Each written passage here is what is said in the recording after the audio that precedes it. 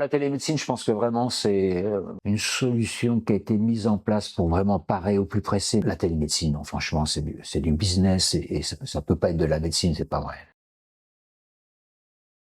Bonjour MyCity, je suis Philippe Guérel, médecin généraliste retraité du Creusot, marié. Je suis en retraite depuis fin 2023. J'ai choisi d'être médecin, je pense que c'est un peu le hasard en fait, hein. J'étais en filière scientifique en terminale, j'avais pas les moyens de continuer dans cette filière-là et donc la médecine m'offrait une possibilité de continuer mes études. Alors il y a de moins en moins de médecins généralistes. Alors il y a eu le phénomène numerus clausus, incontestable, alors le numerus clausus c'était une limitation de l'accès à la deuxième année de médecine qui limitait le nombre de médecins. Il y a moins de médecins généralistes parce que en fait il y a une grosse féminisation de la profession qui fait que les femmes ont tendance à plutôt choisir des filières de médecine de salariés, et puis parce que les conditions de travail correspondent plus dans une société où la semaine hebdomadaire de travail est 35 heures, des médecins à 70 heures, ça intéresse plus tellement les jeunes et on les comprend. Le salaire, on va dire, net d'un médecin, en fonction de ses heures de travail, puisque c'est lié quand même à son activité,